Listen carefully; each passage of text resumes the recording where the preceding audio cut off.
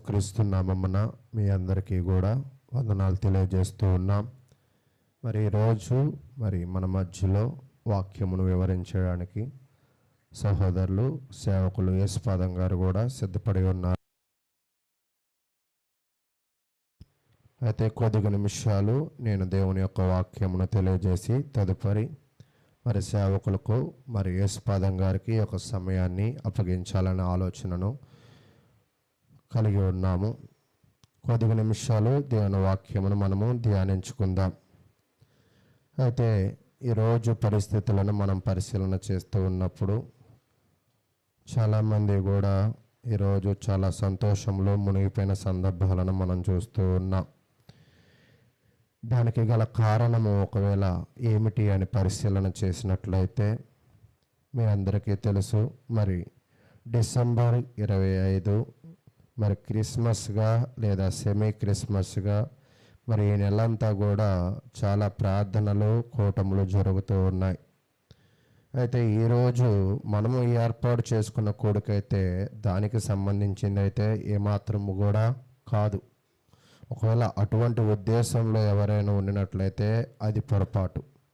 అంటే మనం ఎందుకు ప్రార్థన పెట్టుకుందాం అని అంటే సహోదరులు ఆయన ఈరోజు పెట్టుకోవాలి ప్రార్థన అనుకున్నారు కాబట్టి పెట్టుకున్నాం తప్ప ఏ ఇతర కారణం ఈ రోజుకైతే మనము తెలియజేయడం లేదు. తదుపరి ప్రార్థనలో ఏకీభవించిన ప్రతి ఒక్కరికి భోజనాలు కూడా ఏర్పాటు చేయబడ్డాయి.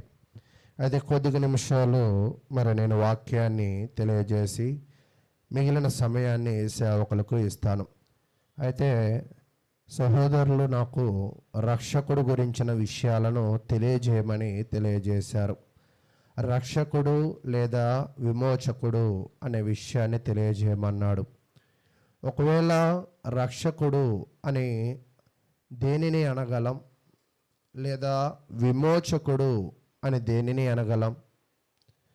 మనం బైబిల్లో పరిశీలన చేయడానికి ఎప్పుడూ కూడా ఒక విషయాన్ని పరిశీలన చేయడానికి బైబిల్లో పరిశీలన ఒకటి ఉంటుంది, బైబిల్ దాటి పరిశీలన మరొకటి ఉంటుంది. అయితే ఈ రెండింటిని కూడా ఒక్కోసారి మనము పోల్చి చూసుకోవాల్సిన అవసరము కూడా ఏర్పడుతూ ఉంటుంది. అయితే రక్షకుడు అన్నా విమోచకుడు అన్నా సంరక్షకుడు అన్నా కూడా ఒకటే. ఒకవేళ దీనిని రక్షకుడు అనే పదాన్ని ఇంగ్లీష్లో చూసినట్లయితే సేవియర్ అని అన్నాడు అన్నమాట. సేవియర్ అంటే ఏంటంటే అర్థము రక్షకుడు, విమోచకుడు, సంరక్షకుడు అని ఆ యొక్క గ్రీక్ పదానికి అర్థము అనేది ఉంది.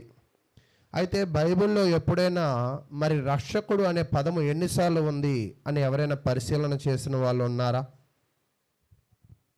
రక్షకుడు అనే పదము ఎన్నిసార్లు ఉన్నది అని ఒకవేళ పరిశీలన చేసినట్లయితే బైబిల్లో 13 సార్లు రక్షకుడు అనే పదము అనేది మనము చూస్తూ ఉంటాం. అయితే బైబిల్లో ఉన్న రక్షకుడు ఎవరు? అది చాలామందికి కూడా తెలుసు. రక్షకుడు అనగానే మనకి కళ్ళు మూసుకుని కూడా మనం చెప్తూ ఉంటాం. ఎవరి గురించి రక్షకుడు అని చెప్తుంది అంటే బైబిలు ప్రభువైన యేసుక్రీస్తు వారిని రక్షకుడు అని అంటూ ఉంది. అయితే చూడండి, లూకాసు సువార్త 2వ అధ్యాయము 11వ వచనం నుంచి మనము పరిశీలన చేద్దాం. లూకాసు సువార్త 2వ అధ్యాయము 11వ వచనాన్ని చదువుకుందాం. దావీదు పట్టణమందు నేడు రక్షకుడు మీ కొరకు పుట్టి ఉన్నాడు, ఈయన ప్రభువైన క్రీస్తు అని తెలియజేస్తూ ఉన్నాడు. ఇక్కడ గమనించినట్లయితే యేసుక్రీస్తు రక్షకుడు అనేది మనము గుడ్లో మెల్లని నమ్మడం కాదు. బైబిల్ ఏం చెప్తుందంట?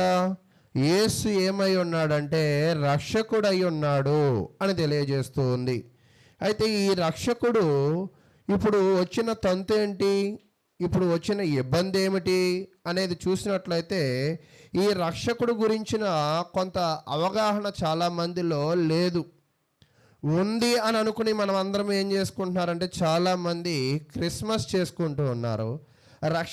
రక్షకుడు గురించిన అవగాహన పూర్తిగా ఉంటే ఎవరు క్రిస్మస్ అనేది చేసుకోరు. అదేంటండి, మాకు తెలిసి క్రైస్తవులకి ఏదైనా పండగ ఉందంటే అది క్రిస్మస్సే కదా అంటారు. ఒకవేళ క్రైస్తవులకి ఉన్న పండగ క్రిస్మస్ అని అనుకుంటే మనము దానిని క్రిస్మస్ అనుకునే వాళ్ళని క్రైస్తవులుగా మనం అనుకోలేం.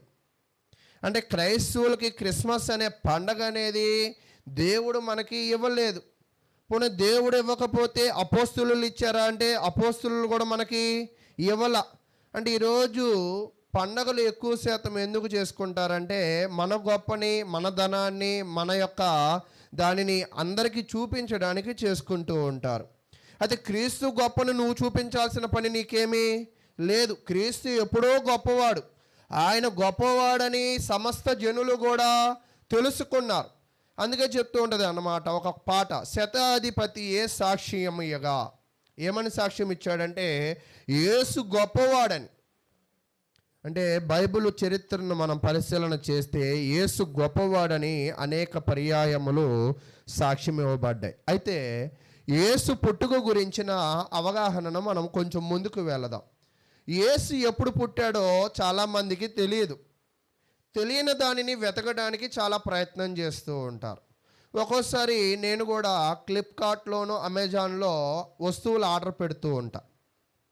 పెట్టినప్పుడు వాళ్ళు ఇటు అటు తిరుగుతూ ఉంటారు. అయితే అర్థం అవడానికి నేనేం చెప్తానంటే రెండో చర్చి దగ్గర మీరు ఆగండి అని చెప్తా. ఎన్నో చర్చి అండి? రెండో చర్చి. అంటే మా ఇల్లు అర్థం కావడానికి వాళ్ళకి ఉదాహరణగా ఏం చెప్పాను? రెండో చర్చి పేరు చెప్పాను. అలాగే యేసుక్రీస్తు పుట్టుక కూడా ఎప్పుడు పుట్టాడో మనకు అర్థం కావాలంటే ఉదాహరణగా ఒక విషయం అక్కడ తెలియజేస్తున్నాడు అన్నమాట. చూడండి, లూకా సువార్త 1వ అధ్యాయం 36వ వచనాన్ని మనము పరిశీలన చేసుకుందాం. లూకా సువార్త 1వ అధ్యాయము 36వ వచనం. మరియు నీ బంధువురాలు ఎలిజబెత్ కూడా తన వృద్ధాప్యమందు ఒక కుమారుణ్ణి గర్భము ధరించి ఉన్నది. గొడ్రాలనబడిన ఆమెకు ఇది 6వ మాసము అని చెప్తున్నాడు అన్నమాట. అంటే మరియకు ఏం చెప్తున్నాడంటే, అమ్మా నువ్వు కన్యకు గర్భవతి అయ్యావు. అక్కడ ఒకళ్ళు ఎవరు గర్భవతి అయ్యారో తెలుసా? వృద్ధాప్యంలో ఉన్న ఒక స్త్రీ. అసలు ప్రపంచంలో ఎక్కడ లేని వింత ఏంటంటే కన్యక గర్భవతి అవ్వలేదు. రెండవది ఏంటి, వృద్ధాప్యంలో ఉన్న స్త్రీ కూడా ఏం అవ్వలేదు, గర్భవతి అవ్వలేదు. అంటే దేవుడు ఒకే సంవత్సరంలో 2 అద్భుతాలు చేశాడు. ఒకటి ఏమిటంటే కన్యక గర్భవతి అవ్వడము, రెండవది ఏంటంటే వృద్ధాప్యంలో ఉన్న ఆమె గర్భవతి అవ్వడం. వీళ్ళిద్దరికి మధ్య తేడా ఎంతంట? 6 మాసాలు. అంటే ఇప్పుడు యేసు పుట్టుకను మనం తెలుసుకోవాలంటే యోహాను పుట్టుక మనకి తెలియాలి. యోహాను ఒకవేళ జనవరిలో పుట్టాడని అనుకుందాం ఉదాహరణగా. అప్పుడు యేసు ఎప్పుడు పుట్టుండొచ్చు? యోహాను 6 జనవరిన 1వ తారీఖు పుట్టాడు అని అనుకుందాం. అప్పుడు యేసు ఎప్పుడు పుట్టుండొచ్చు? 6 నెలల తరువాత. అంటే జనవరి, ఫిబ్రవరి, మార్చ్, ఏప్రిల్, మే, జూన్. అంటే యోహానుకి యేసుక్రీస్తుకి ఎంత తేడా ఉందంట? 6 నెలలు అనేది తెలియజేస్తూ ఉన్నాడు. అయితే ఈరోజు చాలామంది ఏమనుకుంటున్నారంటే పెద్ద అపోహ, పెద్ద తప్పు, పెద్ద అబద్ధం ఏమిటి అంటే డిసెంబర్ 25. అయితే ఈ డిసెంబర్ 25న చాలామంది ఏమంటూ ఉంటారంటే ఇది క్రిస్మస్ అని అంటారు. అసలు క్రిస్మస్ అని ఉచ్చరించినప్పుడు ఆ క్రిస్మస్ అనే పదము అసలు అది తెలుగు పదమా, అది ఇంగ్లీష్ పదమా, అది హిందీ పదమా మనము తెలుసుకోవాలి. ఈరోజు ఒక చీర కొనుక్కోవడానికి వెళ్ళినప్పుడే కాటన్ చీర, సిల్క్ చీర, పట్టు చీర కొనుక్కుంటున్నావు కదా, కొనుక్కుంటున్నావు కదా. ఒక పాత్ర కొన్నప్పుడు ఇది అల్యూమినియం పాత్ర, రాగి పాత్ర, ఇనప పాత్ర కొనుక్కుంటున్నావు కదా. ఈరోజు క్రిస్మస్ చేసేవాళ్ళు క్రిస్మస్ 25 అని చెప్పేవాళ్ళు ఈ క్రిస్మస్ ఏ పదమో కూడా చెప్పాలి. అసలు ఈ క్రిస్మస్ అనే పదము ఒకవేళ మీరు చెప్పండి ఏ పదం అయి ఉండద్ది? ఇది ఏ భాష? బైబిల్లో 2 భాషలు ఉన్నాయి. ఒక భాష ఏంటంటే గ్రీకు భాష, ఒక భాష ఏంటంటే హీబ్రూ భాష, లేదంటే కొంతకాలం తర్వాత అరమిక్ భాష ఉంది. అది మనం తెలుగులో మాట్లాడుకుంటున్నాం. మరి ఈ క్రిస్మస్ అనే పదము ఏ భాష? అది ఇది ఏ భాష అంటే నిజంగా తెలియదు. తెలియని దానిని పట్టుకుని మనం ఏం చేస్తున్నామంటే, తెలియని దానికోసము కొత్త బట్టలు కొనుక్కుంటున్నాం, తెలియని దానికోసము లడ్డూ స్వీట్లు పంచుకుంటున్నాం. ఈ క్రిస్మస్ అనే పదము ఒక లాటిన్ వర్డ్. ఈ క్రిస్మస్ అనే వర్డ్ ఒక వర్డ్ కాదు, ఇది 2 వర్డ్లు, అంటే 2 అక్షరాలు. అంటే క్రైస్ట్ మస్, అంటే క్రైస్ట్ మస్ రెండింటిని కలిపి ఏమన్నారంటే క్రిస్మస్ అన్నారన్నమాట.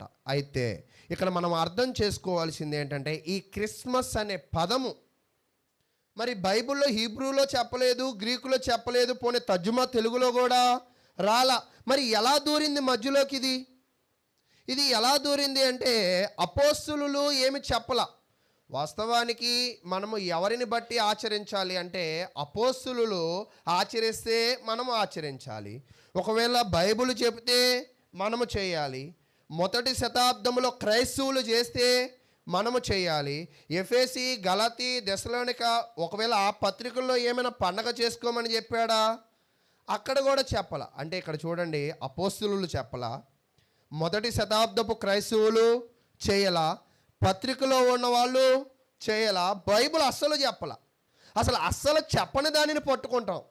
అంటే చెప్పేవి చాలా ఉన్నాయి, అవేవి మనకు అంటపట్టం. ఎందుకంటే అవి మనకు సంతోషం ఇవ్వదుగా. కాబట్టి ప్రియులారా, ఈ క్రిస్మస్ అనేదే కానీ, డిసెంబర్ 25 అనేదే కానీ మనం పరిశీలన చేసినట్లయితే ఇది ఒక లాటిన్ వర్డు. ఇది మరి బైబిల్లో రాలా, అపోస్తుల దగ్గర నుంచి రాలా, ఒకవేళ మొదటి శతాబ్దపు క్రైస్తవుల నుంచి రాలా, పత్రికల్లో నుంచి రాలా. మరి ఇది ఎక్కడి నుంచి వచ్చింది? మరి క్రిస్మస్సే లేనప్పుడు ఆ క్రిస్మస్ చెట్టు ఎక్కడి నుంచి వచ్చింది? ఆ క్రిస్మస్ తాత ఎక్కడి నుంచి వచ్చాడు? మరి క్రిస్మస్ జరుపుకుంటున్న వాళ్ళు బహుమతులు ఇచ్చుకున్నారు చరిత్రలో. నీ జీవితంలో ఎన్నడైనా బహుమతి ఇచ్చావా? క్రిస్మస్ చేయమంటే Christmas Christmas happy Christmas merry Christmas ఈరోజు చేయాల్సిందని బలగుద్దుతాం. అదే క్రిస్మస్ చేసినప్పుడు ఆ క్రిస్మస్ చేసేవాళ్ళు ఆ ఊరిలో ఉన్న ప్రతి ఒక్కరికి ఏమి ఇచ్చారంటే బహుమతులు ఇచ్చారు. చేయమంటే నువ్వు చేసుకుంటున్నావు, కానీ గతంలో క్రిస్మస్ చేసుకుంది ఏంటంటే అందరికీ బహుమతులు ఇచ్చేవారు. అయితే ప్రియులారా, మరి ఇవన్నీ ఎక్కడి నుంచి వచ్చాయంటే, మొదటి శతాబ్దంలో మనకేం జరిగిందంటే, రోమీలు, యేసుక్రీస్తును సిలువ వేసింది ఎవరంటే రోమీలు. ఈ రోమీలు కూడా యేసుక్రీస్తు చనిపోయి తిరిగి లేచాడు కదా, ఆయన అందరికీ కనపడ్డాడు కదా, అది ఎవరు కూడా అర్థమైందంటే రోమీలకు కూడా అర్థమైంది. అప్పుడు రోమీలు ఏం చేశారంటే, వాళ్ళు నమ్ముకున్న దేవుళ్ళను దేవతలను విడిచిపెట్టారు. విడిచిపెట్టి ఎవరిని పట్టుకున్నారంటే యేసుక్రీస్తును పట్టుకున్నారు. అయితే రోమీలు ఆరాధన ఎలా ఉండేదంటే, రోమీలు యొక్క ఆరాధన మీరు చరిత్రలో పరిశీలన చేయండి, వాళ్ళు చెట్లను పూజించేవాళ్ళు. మీరు పురాణాలు కూడా పరిశీలన చేయండి. కల్పవృక్షం అని ఒకటి ఉండేది. ఆ కల్పవృక్షము ముందు ఎవరైతే చేతులు దండం పెట్టి వరం అడుగుతారో అవన్నీ వచ్చేవి. ఈరోజు నువ్వు కూడా క్రిస్మస్ చెట్టు పెడుతున్నావు కదా, ఆ చెట్టు ముందు నువ్వు కూడా చేతులెత్తి దండం పెట్టి నువ్వు ఏది అడిగినా కూడా ఆ చెట్టు ఇవ్వాలి. ఈరోజు ఎక్కడైనా ఇచ్చిందా? పోనీ అలా ఏదైనా ఇచ్చే చెట్టు ఉంటే మనకు కూడా చెప్తే మనం కూడా అక్కడికి వెళ్ళచ్చు. కానీ అలా ఇచ్చింది ఏవి కూడా లేవు. అయితే రోమీలు చెట్లకు దండం పెట్టే ఒక ప్రక్రియను కలిగి ఉండేవారు. అయితే వీళ్ళు యేసును నమ్మారు, కానీ కొన్ని ఆచారాలను విడిచిపెట్టాల.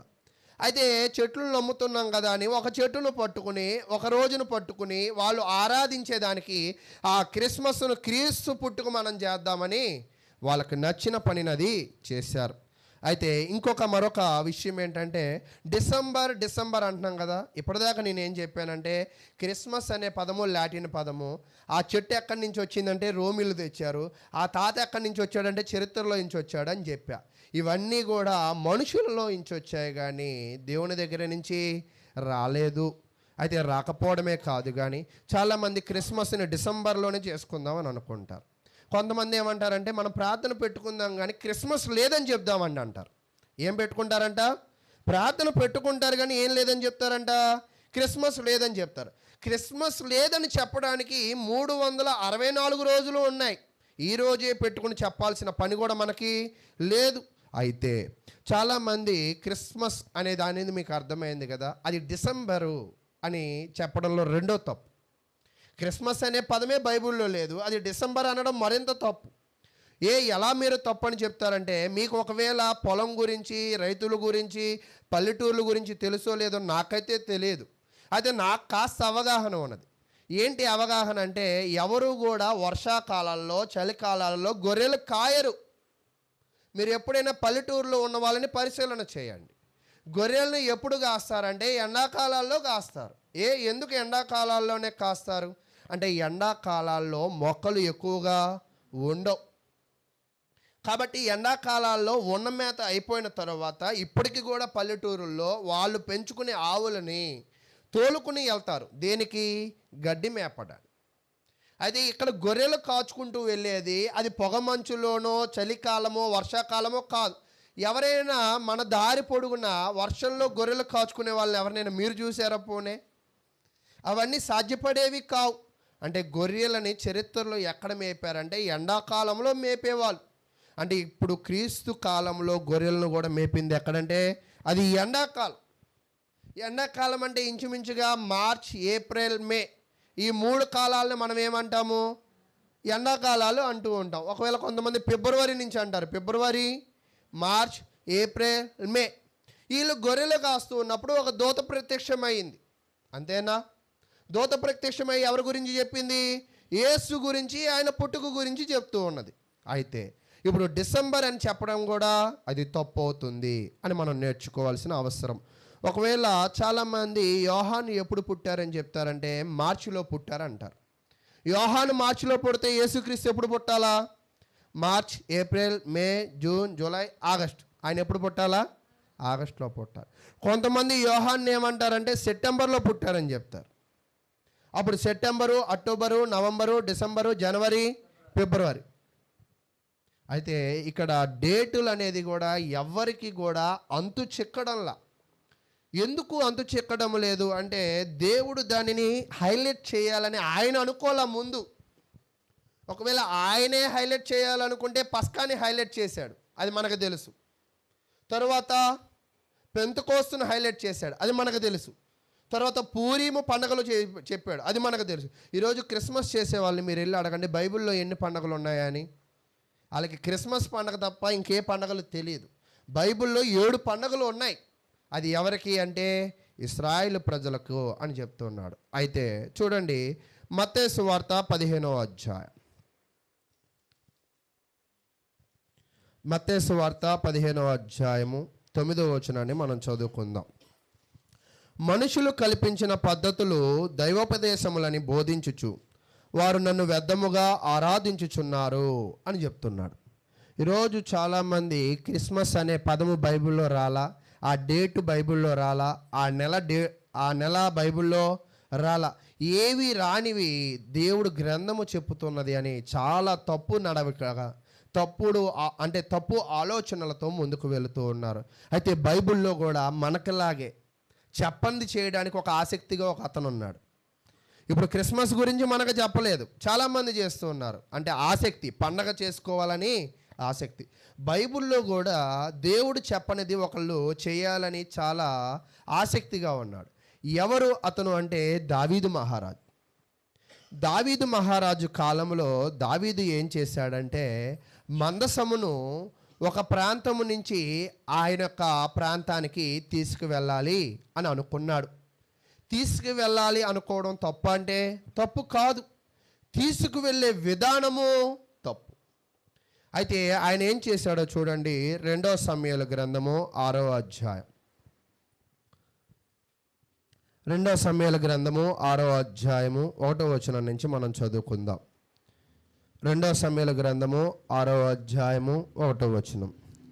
తరువాత దావీదు ఇశ్రాయేలులో 30,000 మంది శూరులను సమకూర్చి, అంటే దావీదు మహారాజు ఏం చేశాడంటే మందసాన్ని తీసుకురావడానికి 330,000 మంది యోధులను పట్టుకెళ్ళాడంట. యోధులను పట్టుకెళ్ళడమే కాదు కానీ ఆ మందసాన్ని పట్టుకునే అర్హత ఏ మనిషికి పడితే ఆ మనిషికి లేదు. ఆ మందసాన్ని హడావిడి చేయాల్సిన పరిస్థితి కూడా లేదు. అయితే దానిని ఎవరు పట్టుకోవాలంటే లేవీలు మాత్రమే పట్టుకోవాలి. ఎవరు మోయాలంటే లేవీలు మాత్రమే మోయాలి. కానీ దావీదు ఏం చేశాడంటే తన యొక్క ఆడంబరాన్ని చాటుకోవడానికి, తన ఉత్సాహాన్ని చాటుకోవడానికి, తన భక్తిని చాటుకోవడానికి. దేవుడు చెప్పని పని ఇది. మనుషులు మోయాల్సిన మందసాన్ని ఎవరితో మోపించాడు? ఎడ్ల బండితో మోపించాడు. అసలు ఎడ్ల బండిని మోపించడం అనేదే కానీ 30,000 మందితో వెళ్ళడమే కానీ ఈ పని అట్టహాస్యముగా ఊరేగించాలనుకున్నాడు. ఈరోజు మనం కూడా కొన్ని ఊరేగింపులు చూస్తూ ఉంటాం. దావీదు అప్పట్లోనే 30,000 మందితో ఊరేగింపు మొదలుపెట్టాడు. ఎందుకు మొదలుపెట్టి ఉంటాడు చెప్పండి? దేవుడు చెప్పాడా 30,000 మందితో వెళ్ళమని? కానీ ఎందుకు వెళ్ళాడంటే తను ఏదో తనకు నచ్చింది, తనకు మనసుకి నచ్చినది, తనకు వచ్చినది చేయాలనుకున్నాడు. అంతేగాని దేవుడు మెచ్చుకునేది చేయాలనుకోలే. ఈరోజు కొంతమంది పరీక్షల్లో కూడా చూడండి, ఒక ప్రశ్న ఏదొచ్చినా కూడా వాళ్ళకి నచ్చిన ఆన్సర్ రాస్తారు. ఇప్పుడు మార్కులు వేస్తారా వాళ్ళకి? ఏయిరా. ఇప్పుడు మేము కూడా మొన్న ఒక టైలర్కి ఇచ్చాము, ఇక్కడి నుంచి ఇక్కడ కొలుచుకున్నాడు, ఈ పొట్ట కొలుచుకున్నాడు, వెళ్ళిపో అన్నాడు. మాకు ఆశ్చర్యంగా ఉంది, అదేంటి పిస్తా కొలవలేదు, నడుము కొలవలేదు, భుజాలు కొలవలేదని. అంటే ఇప్పుడు కుట్టాడు, అది మనకు సెట్ అయిద్దా? సెట్ కాదు. అలాగే దేవుడు చెప్పినది కాకుండా నీకు నచ్చిందో నువ్వు మెచ్చిందో చేయాలనుకుంటే ఒక నాశనం ఆయన చూపిస్తాడు. వెంటనే అక్కడ ఊరియా అనే ఒక వ్యక్తి చనిపోవడము చూస్తూ ఉంటాం. అయితే ఎందుకు ఈ విషయాలు నేను చెప్పాలనుకుంటున్నానంటే, మనుషులు నచ్చినదో, మనుషులు మెచ్చినదో, మనుషులు కావాల్సిందో చేయడం కాదు. ప్రతి ఒక్క వ్యక్తి చేయాల్సిన పని ఏమిటంటే దేవుడు కోరుకునేది. ఈ క్రిస్మస్లో మరొక తప్పు ఏమిటి అంటే బాలయేసు అంటారు. యేసుక్రీస్తు పుట్టి 2000 సంవత్సరాలు అయింది. ఇప్పటికీ కూడా ఆయన ఏమంటారు? ఇప్పుడు నాకు తెలిసి నా చిన్నతనంలో శారా ఆంటీ నన్ను ఎత్తుకున్నారని నాకు కాస్త గుర్తుంది. ఇప్పుడు కూడా అనిల్ రా అని ఎత్తుకుంటారా? ఎత్తుకోరా? పోనీ అప్పుడు 4 ముద్దలు పెట్టినట్టు నాకు గుర్తుంది. ఇప్పుడు కూడా ముద్దలు పెట్టిద్దా? పెట్టదే. ఎందుకంటే దొన్నలాగా ఉన్నావు, ఇప్పుడు నిన్నెందుకు ఎత్తుకుంటాను అంటారు. ఎవరైనా అలాగే అంటారు. కానీ జనాలు ఏంటంటే అప్పుడెప్పుడో పుట్టిన యేసుకి ఇప్పుడు కూడా ఏమంటున్నారండి? బాలయేసు అంటున్నారు. ఆ బాలయేసుకి ఒక పాక వేస్తున్నారు, ఆ బాలయేసుకి ఒక చెట్టు పెడుతున్నారు. వీటి అర్థాలు తెలియవు. వీటి అర్థాలు తెలిస్తే ఎవరు కూడా చెయ్యరు అని దేవుని వాక్యం తెలియదు. అసలు మరి యేసు ఎప్పుడు పుట్టాడు? యేసు ఎప్పుడు పుట్టాడంటే చూడండి, యోహాను సువార్త 1వ అధ్యాయం. యోహాను సువార్త 1వ అధ్యాయము 1వ వచనాన్ని మనం చదువుకుందాం. ఆదియందు వాక్యం ఉండెను, వాక్యము దేవుని యొద్ద ఉండెను, వాక్యము దేవుడై ఉండెను, ఆయన ఆదియందు దేవుని యొద్ద ఉండెను, సమస్తము ఆయన మూలముగా కలిగెను, కలిగి ఉన్నది ఏది ఆయన లేకుండా కలుగలేదు. అంటే యేసుక్రీస్తుని ఇక్కడ దేనితో పోల్చారంటే వాక్యముతో పోల్చారు. అంటే యేసు ఏమై ఉన్నాడంటే వాక్యమై ఉన్నాడు. యేసు ఏమై ఉన్నాడంటే దేవుడై ఉన్నాడు. యేసు ఎప్పటి నుంచి ఉన్నాడంటే ముందు నుంచి ఉన్నాడు. ఆ ముందేంటో ఇక్కడ చెప్పట్లా, ఎన్నో సంవత్సరాల నుంచో కూడా ఇక్కడ చెప్పట్లా. ఎందుకు చెప్పట్లేదంటే దేవుడు పుట్టుక అంచనా వేయడం నీ పని కాదు కాబట్టి చెప్తున్నాడు. మళ్ళా అదే అధ్యాయంలో, అదే పుస్తకంలో 17వ అధ్యాయం, యోహాను సువార్త 17వ అధ్యాయం, 17వ అధ్యాయము 5వ వచనాన్ని మనం చదువుకుందాం. యోహాను సువార్త 17వ అధ్యాయము 5వ వచనం. తండ్రి, లోకము పుట్టక మునుపు నీ యొద్ద నాకు ఏ మహిమ ఉండెనో ఆ మహిమతో నన్ను ఇప్పుడు నీ యొద్ద మహిమపరచుం. యేసుక్రీస్తు ఏమంటున్నాడంటే లోకము పుట్టక ముందు నువ్వు నన్ను ఎలాగా చూసుకునేవాడువో ఇప్పుడు కూడా నన్ను అలాగే చూసుకో అంటున్నాడు. అంటే యేసు ఎప్పుడు పుట్టాడు? లోకం పుట్టక మునుపు. అంటే యేసు వయసుని క్యాలిక్యులేట్ చేయాలంటే నీ వల్ల, నా వల్ల, ఈ కంప్యూటర్ల వల్ల, నీ మట్టి బుర్రల వల్ల కాదు. మరి ఈ మట్టి బుర్రలో డిసెంబర్ ఎలా వచ్చిందంటే రోము వాళ్ళ వల్ల. ఈ మట్టి బుర్రలోకి ఎలా చెట్టు వచ్చిందంటే రోము వారి వల్ల. ఈ మట్టి బుర్రలోకి ఈ పండగ వాతావరణం ఎలాగొచ్చిందంటే మనుషుల ఆలోచనల వల్ల. అదేంటండి అంటే అవును, ఇది నమ్మడానికి కొంచెం కష్టంగా ఉండిద్ది, ఇది నమ్మడానికి కొంచెం భారంగా ఉండిద్ది.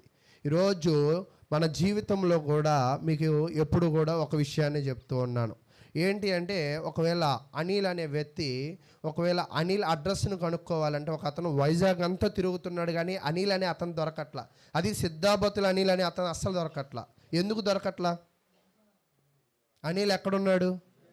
వైజాగ్ అంతా జల్లిడేశారంట, కానీ దొరకట్లేదంట. ఎందుకు దొరకట్లా? అంత కష్టపడినా దొరకడా? అంటే ఎతకడం అనేది రాంగ్. సరైన ప్లేస్ని వాళ్ళు ఎన్నుకోలేదు. అలాగే ఈరోజు చాలామంది కూడా దేవునిని వెతకాలని అనుకుంటున్నారు, కానీ దేవుని పుట్టుకుని వెతకాలనుకుంటున్నాడు, కానీ ఆయన పుట్టుక భౌతికమైనది కాదు. యేసు పుట్టి ఎన్నో సంవత్సరాలు అయింది, యేసు అవతారం ఎత్తాడు అన్నట్టుగా మనం మాట్లాడుకోవాల్సిన అవసరం ఉన్నది. అయితే ఎప్పుడు జనాలకి ఎలా అర్థమవుతుందంటే, ఆత్మ సంబంధమైన విషయాలు బోధిస్తే భౌతికంగా అర్థమవుతుంది. అదేంటండి అంటే, మీకు చిన్న ఉదాహరణ చెప్పి నేను ముందుకు వెళ్ళిపోతా. యేసుక్రీస్తు ప్రభువారు పరిసయ్యులు శాస్త్రులతో ఏమంటారంటే, ఈ యొక్క గోపురమును ఏం చేస్తాడంట, 3 రోజుల్లో పడిపోతే దాన్ని నేను ఏం చేస్తానంటే, యేసు ఈ దేవాలయం పడగొట్టి 3 దినాల్లో లేపుతా అంటాడు. అప్పుడు వీళ్ళందరూ షాక్. అదేంటి, ఈ యెరూషలేము కట్టడానికి ఎన్ని సంవత్సరాలు పట్టింది? 46 సంవత్సరాలు పట్టి 46 సంవత్సరాలు పట్టిన దాన్ని ఎన్ని రోజుల్లో పడేసి కడతాడంట? 3 రోజులు. అయితే అక్కడ దేవుడు చెప్పింది, అంటే యేసు చెప్పింది దేని గురించి అంటే, దేవాలయం గురించి కాదు. దేని గురించి అంటే, తన దేహము గురించి. అంటే ఎందుకు ఈ విషయాన్ని నేను కోట్ చేస్తున్నానంటే, మనుషులు ఎప్పుడు కూడా ఆయన ఒకటి చెప్పాలనుకుంటాడు, మనం ఏం చేస్తాము, దానికి వ్యతిరేకంగా ఆలోచన చేస్తాము, వ్యతిరేకంగా మన చెవులు పనిచేస్తాయి, వ్యతిరేకంగా మన కళ్ళు కూడా పనిచేస్తాయి. అయితే మనుషులు ఎప్పుడు కూడా యేసును భౌతికంగా చూస్తున్నారు. యేసును భౌతికంగా చూస్తే నీకు అర్థం కాదు, యేసును భౌతికంగా చూస్తేనే నీకు క్రిస్మస్ అర్థమైంది. కానీ యేసును నువ్వు చూడాల్సిన విధానం ఏంటంటే ఆత్మ సంబంధంగా. చూడండి ఏం చెప్తున్నాడు యోహాను సువార్త 6వ అధ్యాయం. యోహాను సువార్త 6వ అధ్యాయము 53వ వచనాన్ని మనం చదువుకుందాం. యోహాను సువార్త 6వ అధ్యాయము 53వ వచనం. కావున యేసు ఇట్లనెను, మీరు మనుష్య కుమారుని శరీరము తిని ఆయన రక్తము తాగితే కాని మీరు జీవము గలవారు కారు. యేసుక్రీస్తు ఏం చెప్తున్నారంటే, మీలో జీవము రావాలంటే, మీకు నిత్య జీవము కావాలంటే నా శరీరాన్ని మీరేం చేయాలంట? తినాలి. నా రక్తాన్ని మీరేం చేయాలంట? కానీ దేవుడు ఏం చెప్పాడంటే, ఆది కాండంలో మనిషి రక్తము తాగకూడదని చెప్పాడు. కానీ ఇక్కడ యేసు ఏం చెప్తున్నాడు? నా రక్తం తాగమంటున్నాడు. అప్పుడు ఇశ్రాయేలీయులందరూ, అంటే ఇక్కడ ఉన్న యూదులందరూ కన్ఫ్యూజ్ అయిపోయారు. ఏంటి, మనం ఎలా తాగుతాం, మనం ఎలా తింటామని. కానీ ఆయన చెప్పింది దేని గురించి అంటే, ఆయన సాదృశ్యమైన ద్రాక్షారసము గురించి, సాదృశ్యమైన రొట్టె గురించి. కానీ మనుషులు అర్థం చేసుకుంది శరీరం. అంటే మనిషి ఎప్పుడు కూడా, దేవుడు ఎప్పుడు ఏం చెప్పాలనుకుంటాడంటే ఆత్మ సంబంధమైనవి నేర్పించాలనుకుంటాడు. మనిషి ఎప్పుడు కూడా ఏం నేర్చుకుంటాడంట? భౌతికమైనవి నేర్చుకుంటాడు. ఆడంబరానికి పోతాడు, ఉల్లాసానికి పోతాడు, ఉత్సాహానితో పోతాడు. దావీదు 30,000 మందితో ఎగిసెగిసి పడినట్టు ఎగిసెగిసి పడుతూ ఉంటాం. ఈ ఎగిసెగిసి పడేవాళ్ళు ఎగిసెగిసి పడడంలోనే పడడం ఉంది. పడ్డాడా లేదా? వెంటనే భయపడిపోయి ఏం చేశాడు దావీదు? అక్కడ దానిని వేరే చోటకి పంపించాడు. అంటే ఇక్కడ నేను ఏం చెప్పాలనుకుంటున్నానంటే, దేవుడు కోరుకున్నది చేయాలి, కానీ దేవుడు కోరుకున్నది కాకుండా భౌతికమైన వాటిలో మనం ఆసక్తిని ఒకవేళ చూపిస్తే మనము పడిపోయే పరిస్థితి ఉన్నది అని చెప్తూ ఉన్నారు. అయితే ఇప్పటిదాకా నేను మీకేం చెప్తున్నానంటే, యేసు పుట్టుక భౌతికమైనది చూడకూడదు. ముందు యేసు పుట్టుకను భౌతికంగా మనము చూడకూడదు. ఆయనను ఎలా చూడాలంటే ఆత్మ సంబంధంగా చూడాలి. మరి క్రిస్మస్ని ఎలా చూడాలంటే దీన్ని భౌతికంగా చూడాలి. అయితే మనకి ఆత్మ సంబంధమైనవి కావాలా, భౌతికమైనవి కావాలా? ఆత్మ సంబంధమైన. అందుకే రోమీలు అంటారు, భౌతికమైన వాటిని భౌతికమైన వాళ్ళు చూస్తారు, ఆత్మ సంబంధమైన విషయాలను ఆత్మ సంబంధులు చూస్తారు. యేసు నిన్ను ఎలా చూడాలనుకుంటున్నాడంటే ఆత్మ సంబంధిగా చూడాలను. నువ్వు ఆత్మ సంబంధి అయితే యేసు కూడా నీకు ఎలా అర్థం కావాలి? ఆత్మ సంబంధిగానే అర్థం కావాలి. అయితే ఇప్పుడు యేసుని మనం ఎలా అర్థం చేసుకోవాలంటే అదే చెప్తున్నాడు లూకా సువార్త 2వ అధ్యాయం. లూకా సువార్త 2వ అధ్యాయం 11వ వచనం. దావీదు పట్టణమందు నేడు రక్షకుడు మీ కొరకు పుట్టి ఉన్నాడు. అంటే ఈరోజు ఆత్మ సంబంధమైన ప్రతి ఒక్క వ్యక్తిని యేసుని ఎలా చూడాలంటే దేవుని కుమారుడిగా చూడాలి. యేసుని ఎలా చూడాలంటే దేవుడిగా చూడాలి. యేసుని ఎలా చూడాలంటే రక్షకుడుగా చూడాలి. యేసుని ఎలా చూడాలంటే విమోచకుడుగా చూడాలి. అంతేగాని మనము బాల యేసుగా, ఒక క్రిస్మస్ యేసుగా, ఒక శాంటా చేసిన గిఫ్టుల యేసుగా మనం ఆయనను చూడడానికి దేవుడు మనకు అవకాశము ఇవ్వలేదు. కాబట్టి ప్రియులారా, నేను మీకేం తెలియజేస్తున్నానంటే యేసుని దేవుడు రక్షకుడు అన్నాడు. ఈ రక్షకుడు అనే పదానికి ఒకవేళ బైబిల్లో చూస్తే 13 సార్లు వాడబడింది. ఈ 13 సార్లు యేసుక్రీస్తు గురించి వాడబడల, కొద్దిగా సార్లు మాత్రమే యేసు గురించి వాడబడింది. అయితే నేను ఒక విషయాన్ని చెప్పి ముందుకు వెళ్ళిపోతా. చూడండి, ద్వితీయోపదేశ కాండము 22వ అధ్యాయం. ద్వితీయోపదేశ కాండము 22వ అధ్యాయము 1వ వచనం నుంచి కొంచెం పరిశీలన చేద్దాం. నీ సహోదరుని ఎద్దు గాని గొర్రె గాని త్రోవ తప్పుట చూచిన ఎడల నీవు వాటిని చూడనట్లు కన్నులు మూసుకుని అగంతముగా వాటిని నీ సహోదరుని యొద్దకు మళ్లింపవలెను. ఇక్కడ దేవుడు ఇశ్రాయేలు ప్రజలకి కొన్ని విషయాలు తెలియజేస్తున్నాడు. ఏమని తెలియజేస్తున్నాడంటే, మీ సహోదరుని యొక్క గొర్రె కానీ ఎద్దు కానీ దారి తప్పిపోతే నువ్వు కళ్ళు మూసుకుని గొర్రె కనపట్లేదని అనకూడదు. నీ సహోదరుని గొర్రె ఒకవేళ తప్పిపోతే నువ్వు అక్కడ ఉంటే నువ్వేం చేయాలంటే ఆ గొర్రెను కాపాడి, ఆ గొర్రెను సంరక్షించి, ఆ గొర్రెకు కావాల్సిన సకల ఆహారాలను ఇచ్చి ఆ గొర్రెను మళ్ళీ ఎవరికి అప్పచెప్పాలంట? నీ ఆ గొర్రె యజమానికి అప్పచెప్పాలి. కింద చెప్తున్నాడు చూడండి, 2వ వచనం. మీరందరూ గ్రహిస్తేనే ఇవి అర్థమవుతాయి. నీ సహోదరుడు నీ దగ్గర లేకపోయిన ఎడల, నీవు అతన్ని ఎరగకపోయిన ఎడలను దానిని నీ ఇంటికి తోలుకొని పోవాలను. అంటే కొంతమంది ఇక్కడ ఏం చెప్తున్నాడంటే, ఒక గొర్రె తప్పిపోయిందంట, తప్పిపోతూ వెళ్ళిపోతూ ఉంది. అది మీ అన్నయ్య గొర్రె అనుకుందాం. చాలామంది ఏమనుకుంటారు, పోతే పోనీ మనకెందుకు అని అనుకుంటారు. కానీ దేవుడు ఏం చెప్తున్నాడంటే, పోతే పోనీ అని అనుకోకూడదు. దాన్ని నువ్వేం చేయాలంట? పట్టుకుని దారిలోకి తావాలి, తెచ్చి అతని ఇంటికి తీసుకెళ్ళాలి. అతను లేకపోతే దాని బాధ్యత ఎవరు తీసుకోవాలంట? నువ్వే తీసుకోవాలి. అంతేనా?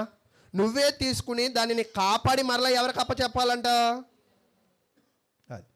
అంటే రక్షకుడు అంటే అర్థం ఏమిటి అంటే, తప్పిపోయిన దానిని, వేరే దారిలో వెళ్ళే దానిని పట్టుకుని తీసుకొచ్చి యజమానికి అప్పచెప్పదాన్నే ఏమన్నాడంటే రక్షకుడు అని అన్నాడు. అయితే ఆ కిందకి వెళ్ళిపోయినప్పుడు ఇంకా బాగా అర్థమవుతుంది అన్నమాట. మీరు ఇళ్ళకి వెళ్ళి చదివినట్లయితే 27వ వచనానికి వెళ్ళిపోదాం. అతడు ఆమెను పొలంలో కలుసుకొనగా ప్రదానము పడిన ఆ చిన్నది కేకలు వేసినను ఆమెకు రక్షకుడు లేకపోయెను. అంటే రక్షకుడు ఉంటే అక్కడ ఒక స్త్రీకి అన్యాయము జరిగేది కాదు. అంటే దేవుడు ఇక్కడ ఏం చెప్పాలనుకుంటున్నాడంటే, ద్వితీయోపదేశ కాండం 22వ అధ్యాయంలో 27వ వచనాన్ని ఇప్పుడు మనం చదువుకున్నాం. రక్షకుడు ఉంటే గొర్రె పిల్లను యజమాని దగ్గరికి తీసుకెళ్ళేవాడు. ఇక్కడ రక్షకుడు లేకపోవడం వల్ల ఒక స్త్రీకి ఏం జరిగిందంటే అన్యాయం జరిగింది. అక్కడ అందుకే చెప్తున్నాడు, రక్షకుడు లేకపోయేనే. అంటే రక్షకుడు ఉంటే ఏం జరిగేది? మేలు జరిగేది. ఇప్పుడు యేసుక్రీస్తు మనకేమై ఉన్నాడంటే రక్షకుడు అయి ఉన్నాడు. ఎలా రక్షకుడు అయి ఉన్నాడంటే, మన అందరము కూడా దేవుని పిల్లలం. మన అందరము కూడా దేవుని పిల్లలుగా జీవిస్తూ ఉన్నప్పుడు మన అందరం దారి తప్పిపోయి వెళ్ళిపోతూ ఉన్నాం. దారి తప్పిపోయి లోకపు బాటలో, ఒకవేళ ఇందాక దావీదు ఎగసిపడినట్లుగా, లోకంలో క్రిస్మస్ అనే పేరుతో ఎగసిపడినట్లుగా, ఈస్టర్ అనే పేరుతో ఎగసిపడినట్లుగా దారి తప్పి వెళ్ళిపోతున్నాం. ఈ వెళ్ళిపోయే ప్రతి ఒక్కరిని పట్టుకునేది ఎవరో తెలుసా? యేసు పట్టుకుని వాళ్ళకి బుద్ధి చెప్పి, వాళ్ళకి వాక్యమును నేర్పించి, వాళ్ళని రక్షించే బాధ్యత ఆయన తీసుకున్నాడు. అందుకే యేసుని ఏం చెప్పారంటే రక్షకుడు అని చెప్పారు. అంటే ఒక వ్యక్తిని పాపము వైపు నుంచి జీవానికి నడిపించగలిగేది ఎవరంటే యేసు మాత్రమే. అందుకే యేసు నేనే మార్గమును, నేనే సత్యమును, నేనే జీవము, నా ద్వారా తప్ప వేరే లేదు. అంటే రక్షకుడు ఏం చేశాడంటే అడ్డంగా నిలబడిపోయి తప్పిపోతున్న మన అందరినీ పట్టుకొని, మన అందరికీ సత్యమును నేర్పించి, మన అందరికీ మార్గమును చూపించి, మన అందరికీ ఏమి ఇవ్వాలనుకుంటున్నాడంట? జీవమును ఇవ్వాలనుకుంటున్నాడు. అంటే గొర్రెను కాపాడినట్లుగా ఈరోజు యేసు ఎవరిని కాపాడుతున్నాడంటే మనుషులందరినీ కాపాడుతున్నాడు. కాపాడిన తర్వాత ఆయన ఏం ఎదురు చూస్తున్నాడంటే చూడండి, ఆయన మనకేమిస్తున్నాడంటే 2 పేతురు పత్రిక 3వ అధ్యాయం, ఇంకా 2 వచనాలు తెలియజేసి నేను వాక్యాన్ని ముగిస్తాను. 2 పేతురు రాసిన పత్రిక 3వ అధ్యాయము 18వ వచనం. మన ప్రభువును రక్షకుడునైన యేసుక్రీస్తు, ఎవరంట? మన ప్రభువును రక్షకుడునైనా యేసుక్రీస్తు అనుగ్రహించు కృపయందును జ్ఞానమందును అభివృద్ధి పొందుడి. ఆయన ఇప్పుడును యుగాంత దినమందు వరకును మహిమ కలుగును గాక. ఆమెన్. అంటే యేసు రక్షించిన తర్వాత ఆయన ఏమనుకుంటున్నాడంటే, యేసు కృపలో నువ్వేమవ్వాలంట? ఆయన కృపయందును జ్ఞానమందును అభివృద్ధి పొందాలనుకుంటున్నాడు. అంటే రక్షకుడు ఏం కోరుకుంటున్నాడంట? నువ్వు బాప్తిసము పొందాలి, దేవుని కృపను నువ్వు పొందాలి, దేవుని జ్ఞానంలో నువ్వు ఎదగాలి. ఎదిగిన వాళ్ళు ఎవరు కూడా ఏం చేసుకోరు? ఎటువంటి పాపము చేయరు. ఎదిగిన వారు ఏం చేయరంటే ఎటువంటి పండగలు చేయరు. అంటే యేసైన రక్షకుడు మన నుంచి ఏం కోరుకుంటున్నాడంటే, నేనే నీకు రక్షకుడిని, నేనే నిన్ను పాపములో నుంచి నేను విమోచించిన తర్వాత నువ్వు చేయాల్సింది ఏంటంటే, నా కృపలోను జ్ఞానంలోను నువ్వేం చేయాలంట? అభివృద్ధి పొంద. అయితే ప్రియులారా, ఇంకా చెప్పుకుంటూ పోతే చాలా ప్రసంగాలు వస్తూనే ఉంటాయి. అయితే ప్రభు అయిన యేసు రక్షకుడు, ఆ రక్షకుడు చేసిన పని ఏమిటంటే, దారి తప్పిపోతున్న, ఇలా క్రిస్మస్లు ఈస్టర్లు పాపాలు చేసుకుంటూ పోతున్న అందరినీ పట్టుకుని రక్షించడానికి ఆయన రెడీగా ఉన్నాడు. ఆయన రక్షించిన తర్వాత జనాల నుంచి ఏం కోరుకుంటున్నాడంటే, కృపలోను జ్ఞానంలో అభివృద్ధి పొందాలని. దేవుని కృపలో జ్ఞానంలో అభివృద్ధి పొందాలంటే మనుషుల పద్ధతులను అనుసరిస్తే పొందుతామా? దేవుని పద్ధతులు అనుసరిస్తే పొందుతామా? దేవుని పద్ధతి. కాబట్టి ప్రియులారా, దేవుని పద్ధతి లేదో మీరు తెలుసుకొని రక్షకుడు విమోచకుడైన యేసుక్రీస్తు నామమున ఇంకెవరైనా బాప్తిసం పొందిన వాళ్ళు, ఒకవేళ బాప్తిసం పొంది ఇంకా పాపంలో ఉంటున్న వాళ్ళు, వీళ్ళు మీరేం చేయాలంటే క్రిస్మస్ చేసుకోవడం కాదు, కానీ నిజమైన రక్షకుడు ఏదో తెలుసుకుని, రక్షకుడి యొక్క మార్గం ఏదో తెలుసుకుని, రక్షకుడు ఇచ్చే నిత్య జీవాన్ని నువ్వు పొందుకోవాలని కోరుకుంటూ ఎంతో ఓపికగా విన్న మీ అందరికీ ప్రభునామమున వందనాలు తెలియజేస్తున్నాం. మరి